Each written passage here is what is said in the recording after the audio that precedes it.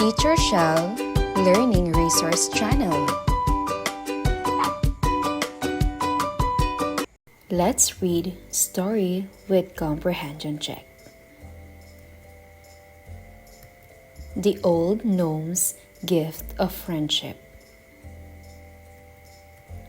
Once upon a time, in a beautiful forest, there lived an old gnome. He was very kind and loved taking care of his garden and the animals around his house. Every day, the old gnome would spend his time watering the flowers and feeding the animals. He enjoyed their company, but sometimes felt a little lonely. To overcome his loneliness, the old gnome would take walks along the paths in the forest, hoping to meet other gnomes and make a friend. While walking in the forest, the old gnome stumbled upon a hungry snail. The snail looked weak and in need of help. Feeling sorry for the snail, the old gnome decided to take care of it. He provided the snail with food and shelter. Grateful for the old gnome's kindness, the snail thanked him and wished him the best. The old gnome felt happy to have helped the snail. The next day, there was a knock on the old gnome's door. Knock, knock. To his surprise, there stood another old gnome. He had come to visit. The visitor explained that he had heard about the old gnome living alone from the snail. He brought lots of delicious food and wanted to have a visit. The old gnome felt extremely happy. He realized that it was his kindness towards the snail that had brought him this visitor. From that day forward, the old gnome and his visitor became good friends. They spent time together and creating beautiful memories. The old gnome was no longer alone, and he felt grateful for the friendship he had found. Your turn to read, kids.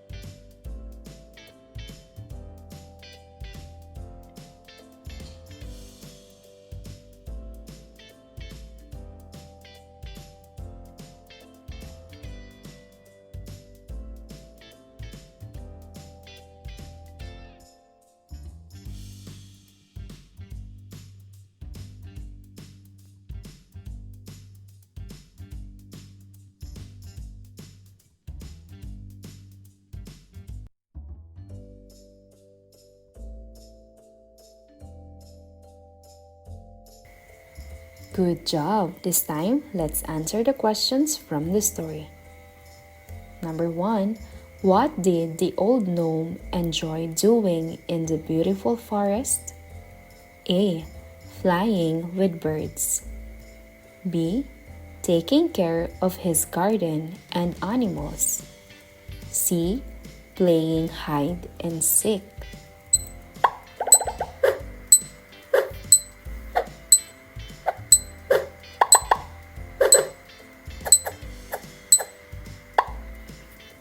You're right. The correct answer is letter B, taking care of his garden and animals. Number 2, what did the old gnome hope for during his walks in the forest? A. Finding treasure. B. Meeting other gnomes and making a friend. C. Discovering magical spells.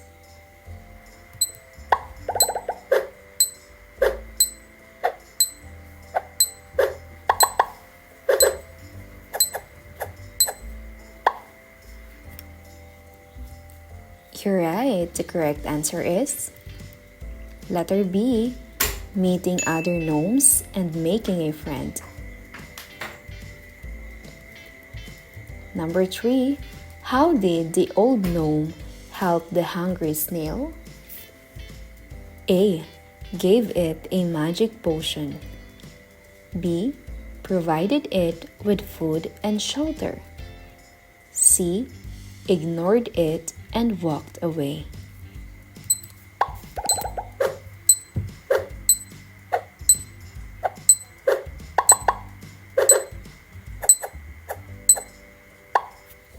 You're right. The correct answer is letter B, provided it with food and shelter.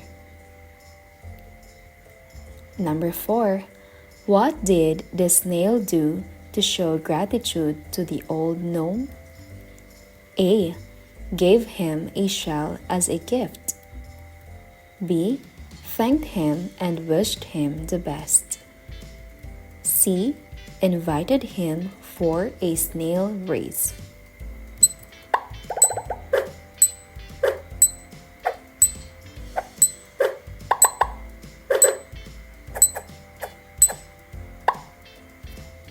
You're right. The correct answer is letter B, thanked him and wished him the best. Number 5, what happened the next day after the old gnome helped the snail? A. It started raining heavily. Letter B. Another gnome visited him. C. The flowers in his garden bloomed.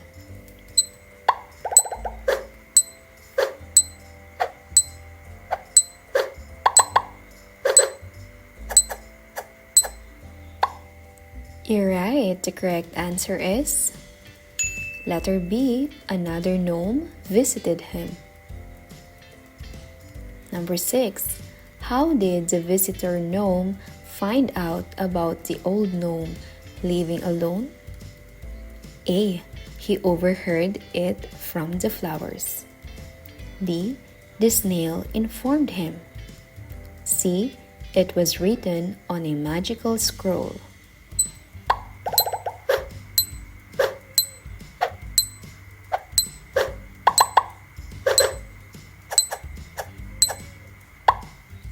You're right. The correct answer is letter B. The snail informed him. Number 7. What brought the visitor gnome to the old gnome's house? A. Through the snail. B.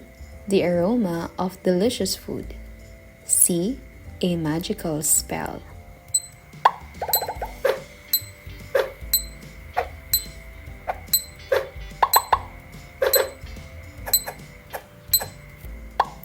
You're right. The correct answer is letter A, through the snail. Number 8. What did the old gnome feel when the visitor gnome arrived? A. Annoyed. B. Extremely happy. C. Indifferent.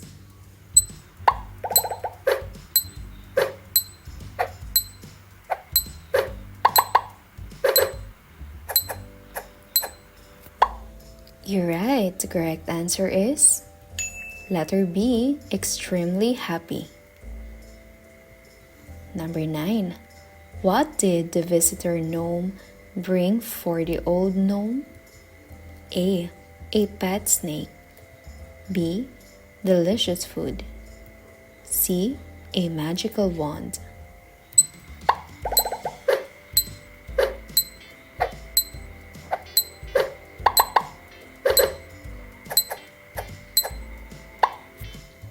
You're right. The correct answer is letter B, delicious food. Number 10. What did the old gnome realize about his loneliness? A. It was due to a curse. B. It could be overcome with kindness. C. Gnomes should always be alone.